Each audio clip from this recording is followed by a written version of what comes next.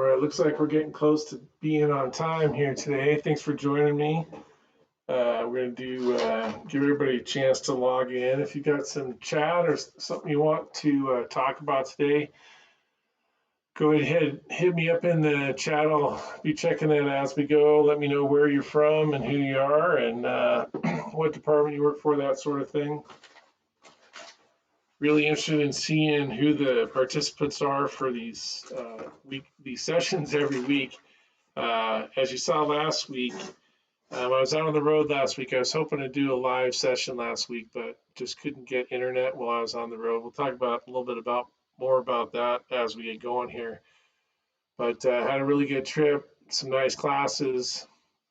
Was able to see some folks out on the road, and so it's good to see everybody back today as we're getting started talking another session about reading smoke and how we can use that to help make good decisions on the fire ground, right? So as we approach the 12 o'clock hour here Mountain Time and 2 o'clock out there on the East Coast, maybe you've already had lunch, or maybe you're on the West Coast, 11 o'clock, just getting ready to sit down to have a little lunch. Hopefully everybody's staying safe out there, and we're all working together to make this country better. All right. So as I mentioned, I was out on the road.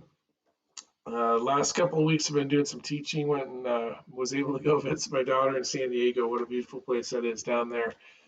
Great weather down there, and got to spend some time with her. But mainly I wanted to give some shout outs here as we get going for today's session. Again, if you're tuned in live, hit me up on the chat, let me know where you're from. And if you're not on the chat, just hit comments later. If you're watching this later and you have some ideas or thoughts, hit them up on the comments. I always get back to the comments people make, questions you asked. Some of those are offline, so you're not able to see them. But if you have something that you're interested in, just let me know. Super happy to help, and I really like to talk about fire. A couple of shout outs. Got a couple new folks that have subscribed now. We got Mark Bates and Tammy Jordan. Hey, thanks for subscribing. Don't forget, let your friends know, let your fellow firefighters know, your brothers and sisters. This training resource is available. I'm going to keep doing this reading smoke as long as it seems like it's productive for the fire service. I really enjoy teaching it, and it's good to be outreach, but it would help to get the word out if you send it over to somebody you know and ask them to subscribe.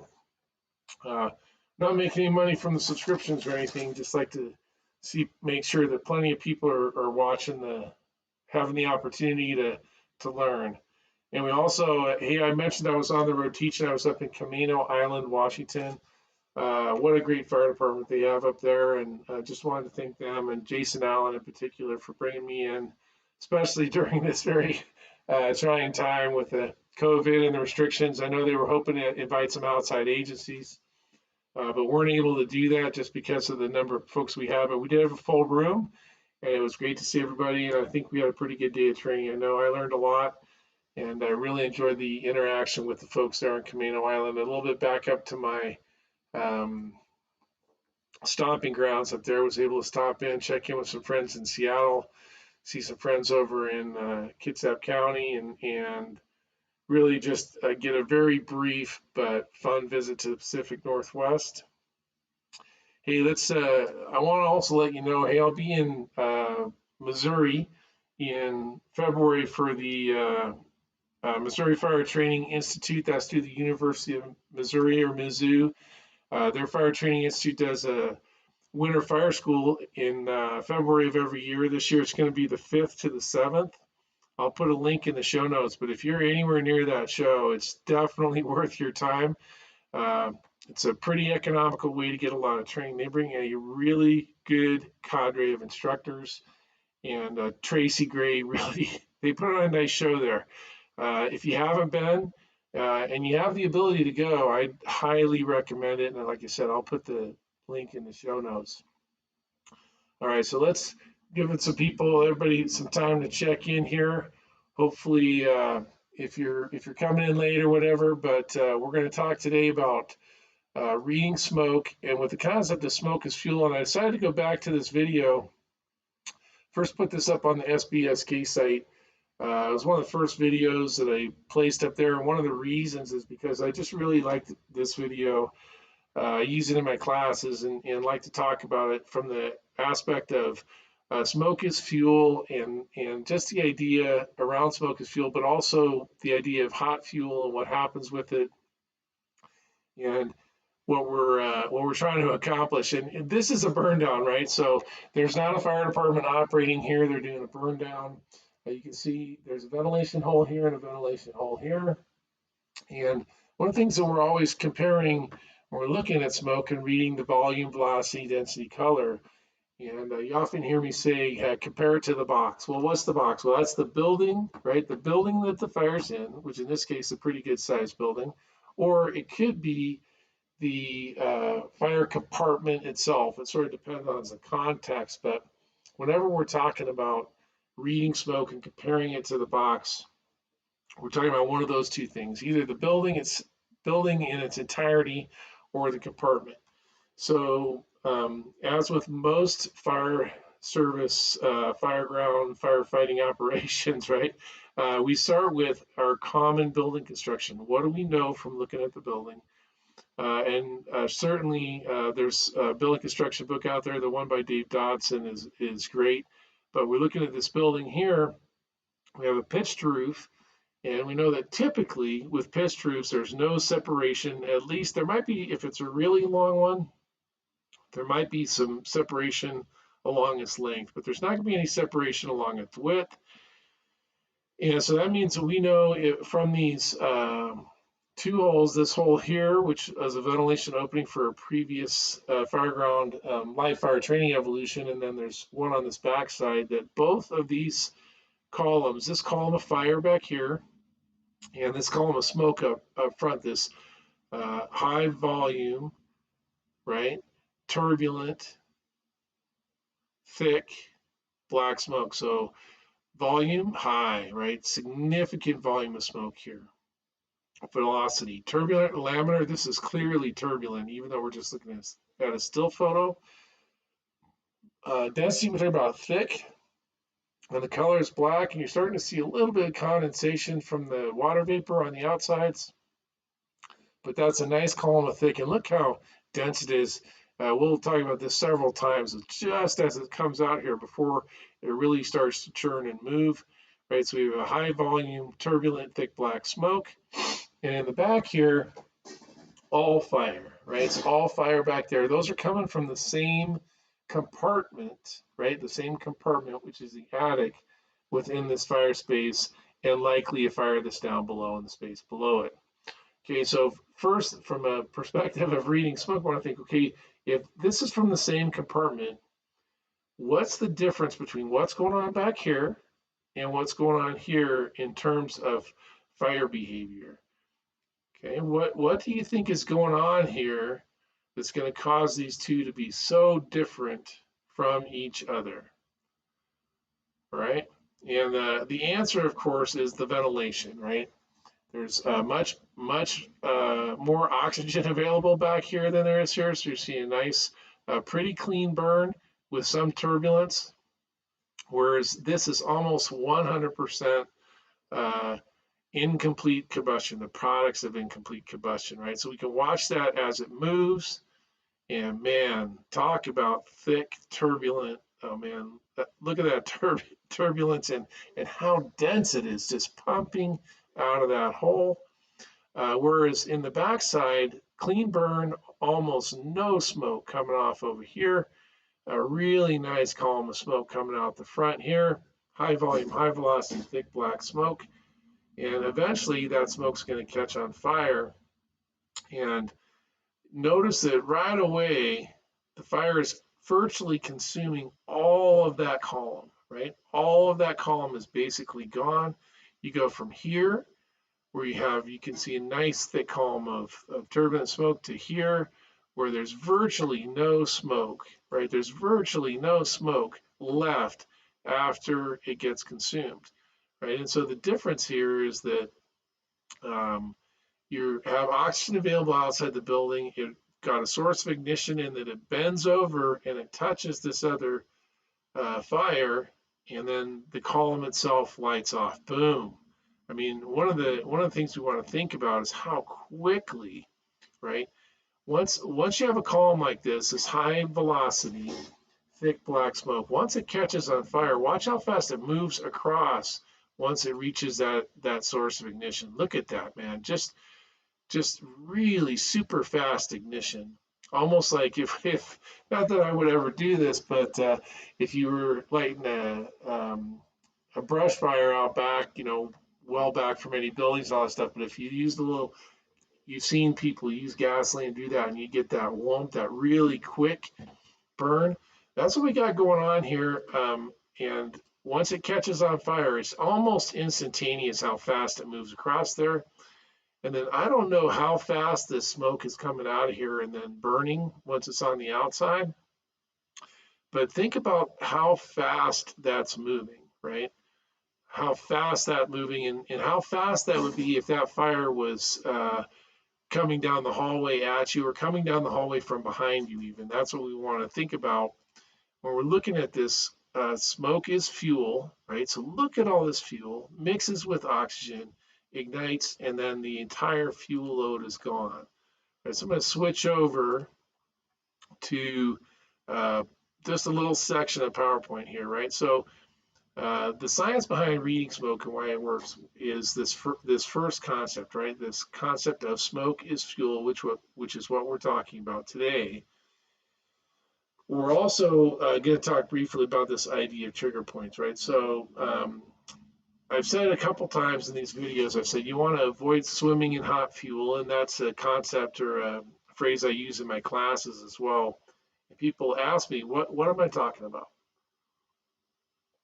Well, the thing to be thinking about is that there's, if we look at smoke as fuel, right, it's incomplete combustion, and it has three, right, there's three things in it: particulates, small pieces of stuff; aerosols, right, which is liquids in very small form, right?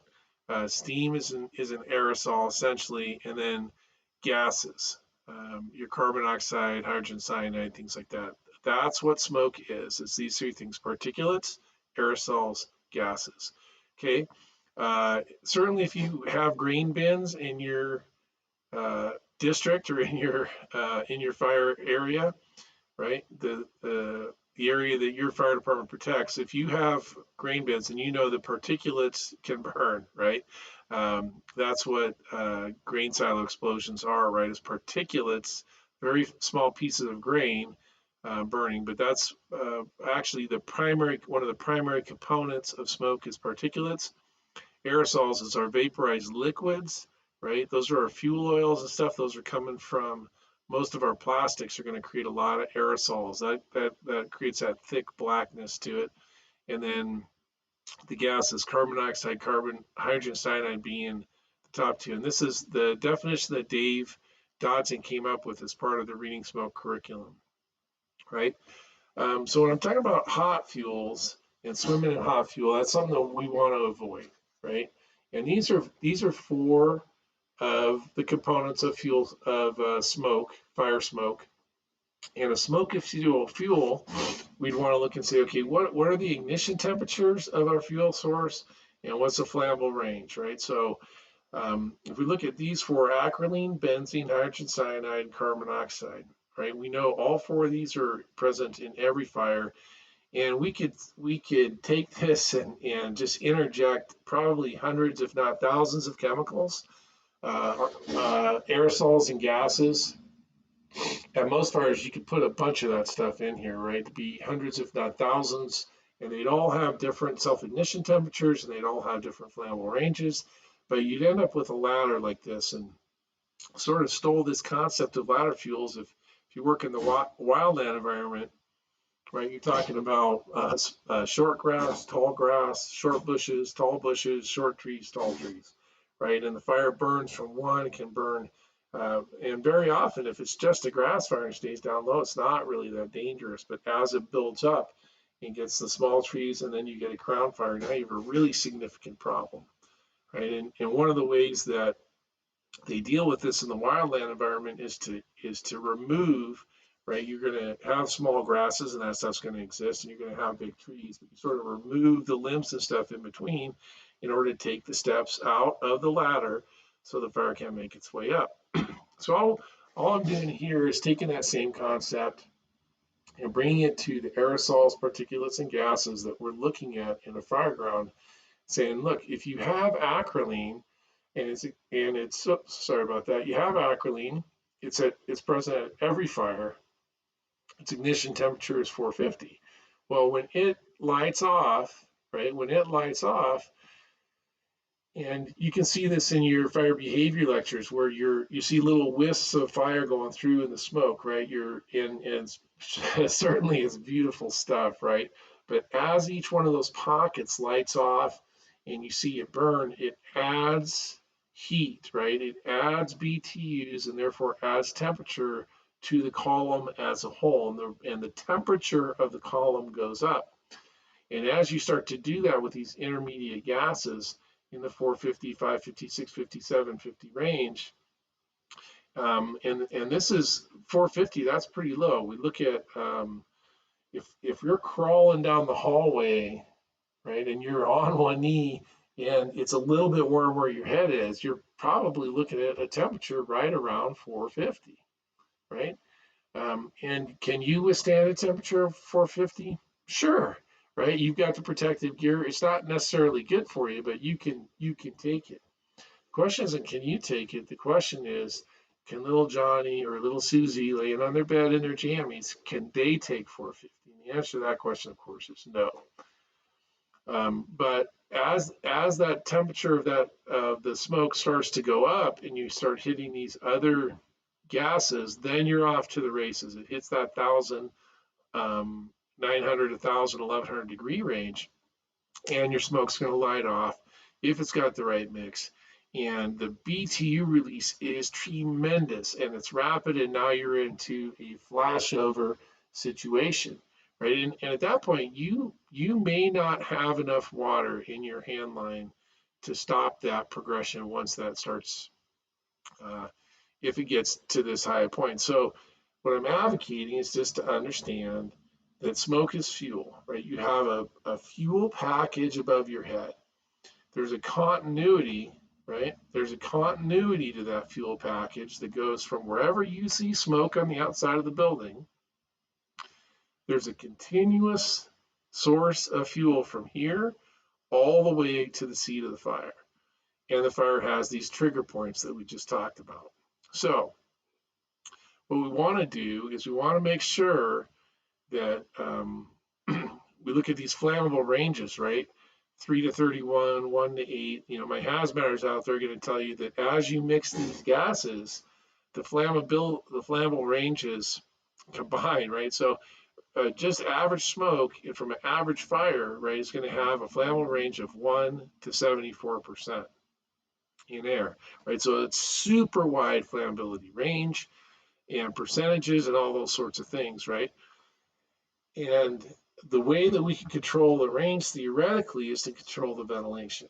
Now, we don't have 100% control of the ventilation. If we look at a fire here, like this one, there's already plenty of oxygen available to keep this fire moving. It might be in a ventilation limited state right now, but there's still plenty of combustion going on. There's plenty of incomplete combustion, right? Because smoke is aerosols, particulates, and gases as a result of incomplete combustion. Plenty of that going on. There's plenty of energy here available. And we want to make sure we do is we don't always control the ventilation. The windows can break.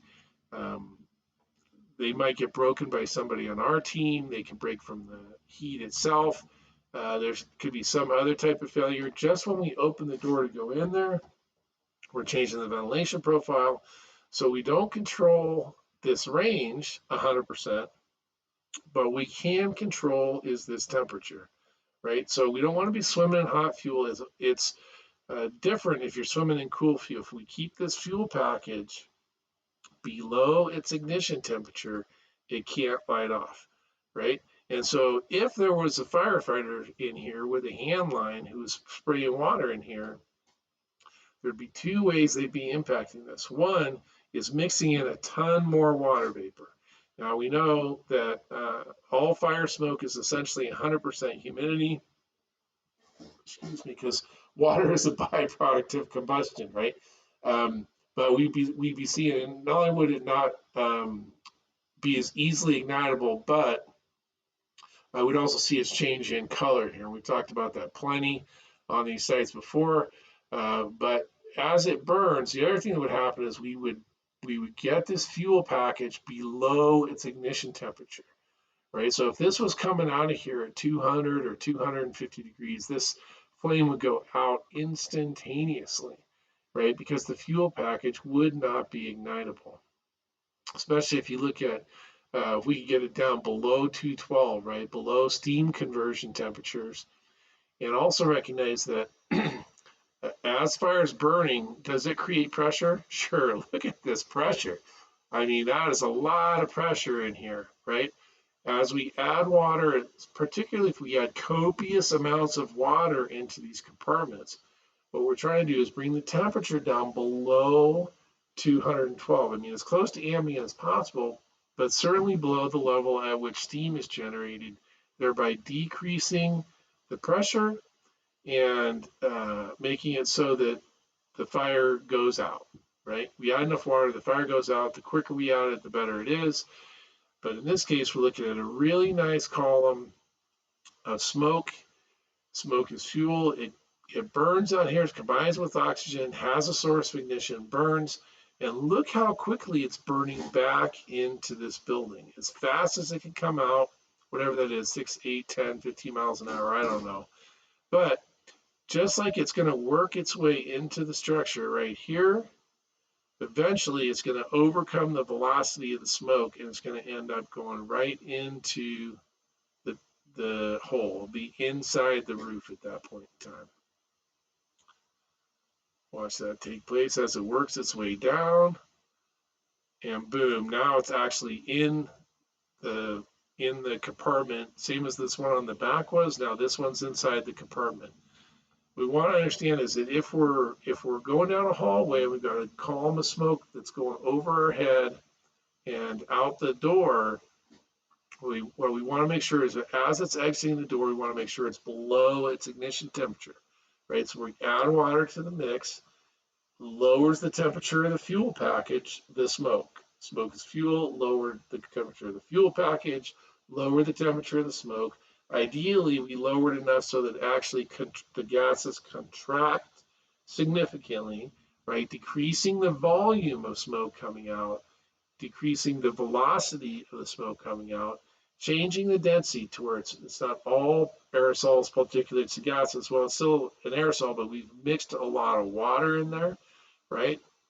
And then the color is not going to be thick and black, but it's going to be some version of gray, right? So by adding the water in the right amount with the right tool, smoother, straight stream, we're going to do a nice job of being able to change the outcome for that particular fire. And if we can keep that temperature low, remember, I'll go back to the let's go back to this temperature gauge that we were looking at before, right? 450 is something that your firefighter full protective clothing can handle. 928 not so much, but in this 450 range. But we're not talking about you, right? What's the mission, right? The mission is little Johnny, little Susie, Mrs. Smith, Mr. Jones, right? In their bedroom, laying in their bed, being exposed to these temperatures. And one of the things we want to use our water for is to control the temperature. Now, in this case, if we're swimming in hot fuel and we cool that fuel down, we make it safer for us, right? We do make it safer for us. We're safer firefighters. But the reason to do it is to meet the mission, right? The mission is to protect the safety of those citizens that we serve, right?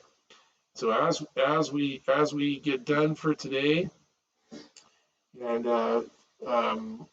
think about what we can add in the future. I'd certainly be interested if you have any videos that you think would be interesting to talk about, or you'd like me to use on the SBSK site or on the YouTube site. Hit me up. I want to thank my friend Clark Lamping down in Las Vegas for hosting me a little earlier in the year for a Reading Smoke.